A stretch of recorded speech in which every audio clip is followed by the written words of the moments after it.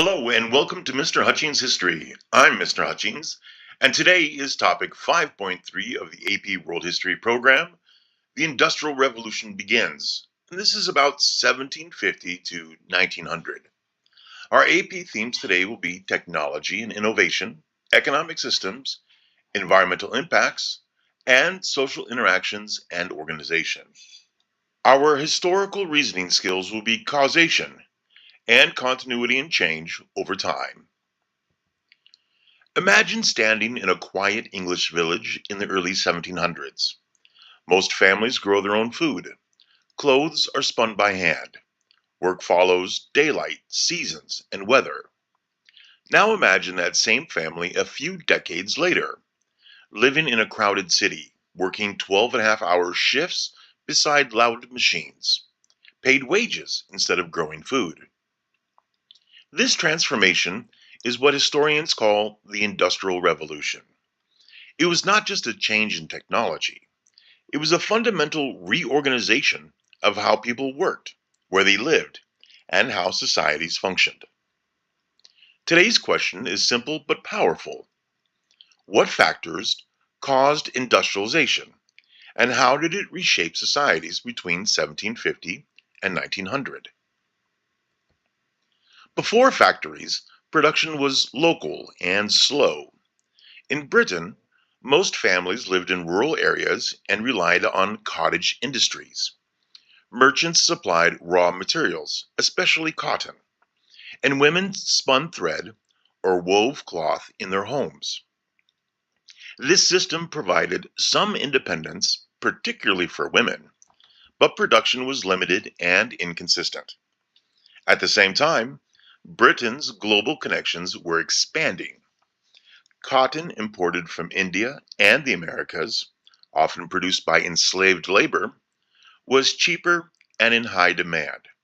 Traditional wool and flax industries struggled to compete with the slave grown cheap cotton. Investors wanted speed, scale, and profit. Cottage industries could not deliver that. Why would merchants prefer factories over home production? Factories allowed faster, more predictable production and higher profits.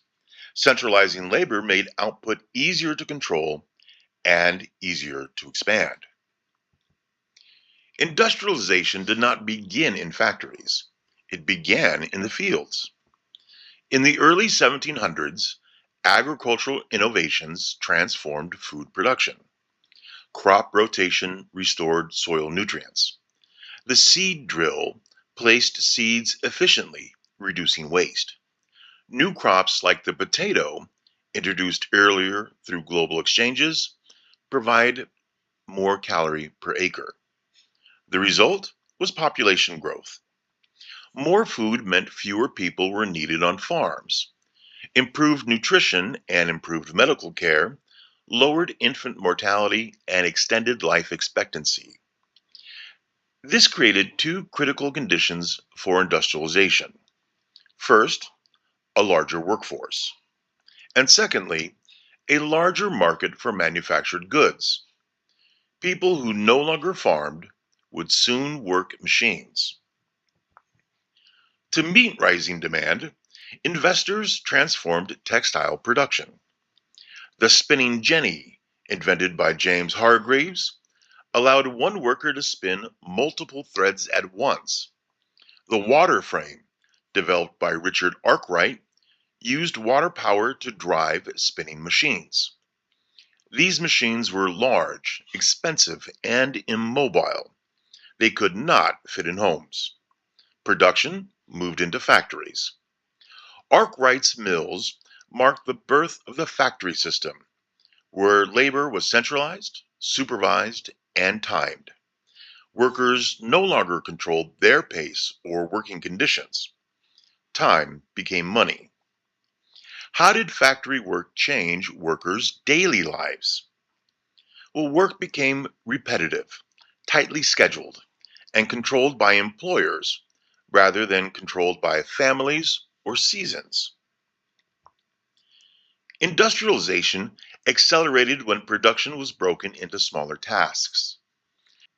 In 1798, Eli Whitney introduced interchangeable parts for firearms. Instead of crafting each firearm by hand, standardized parts could be mass produced and easily replaced.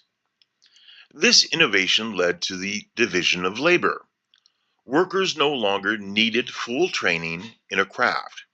Each person performed one specialized task repeatedly. Efficiency increased, and skill requirements decreased. In the long run, this model would culminate in the assembly line later perfected by American Henry Ford. This shift illustrates continuity and change. Humans still worked, but the nature of work was radically transformed. Industrialization began in Britain, not by accident, but by advantage. Britain sat atop vast coal deposits, essential for powering steam engines and producing iron. Coal mining expanded rapidly, reshaping entire regions. Britain's rivers and canals made transport cheap and efficient. Its location on the Atlantic facilitated global trade. Colonial connections provided raw materials, especially cotton, while wealth accumulated from trade, including the transatlantic slave trade. The accumulated trade supplied capital for investment. Equally important, Britain protected private property through law. Entrepreneurs trusted that profits and factories would not be seized. Why is legal protection of property essential for industrialization? Because investors will not risk money or risk innovation without confidence that their property and profits are secure. As agriculture became more efficient, rural life collapsed for many. The enclosure movement privatized common land that villagers had used for centuries. Small farmers were displaced and forced to migrate to cities like Manchester and Liverpool. Cities grew rapidly, often without planning and often without sanitation. Overcrowding, pollution, and disease followed. Industrialization increased production and increased wealth, but it also produced new forms of inequality. This highlights the theme of social interactions and organization. Industrial societies reorganized class, reorganized family life, and reorganized gender roles. Coal powered progress, but at a cost. Industrial cities were blanketed in coal smoke, rivers filled with industrial waste. Forests were cut down for fuel and construction. For the first time, human activity altered the environment on a massive scale. The Industrial Revolution marks the beginning of modern environmental challenges, linking technology to long term ecological impact. Why were environmental consequences largely ignored during industrialization? Because immediate economic growth and immediate survival mattered more than long term environmental effects, which were poorly understood at the time. Topic 5.3 shows that industrialization was not inevitable or universally beneficial. Industrialization depended upon agricultural change, technological innovation, capital accumulation, environmental resources, legal and political structures. Industrialization transformed societies unevenly, creating both opportunity and hardship.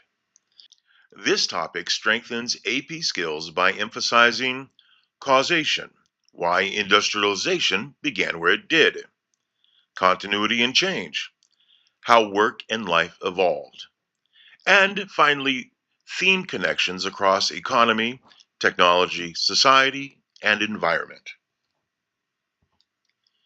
The Industrial Revolution increased production, expanded populations, and reshaped economies, but it also disrupted lives, polluted environments and deepened inequality. It reminds us that technological progress is never neutral. When societies pursue efficiency and growth, what should they be careful not to lose? Human dignity, stability, and environmental balance. All societies should be careful not to lose these attributes. I'm Mr. Hutchings, and thank you for listening to this episode of Mr. Hutchings History. And as always, study history. It matters.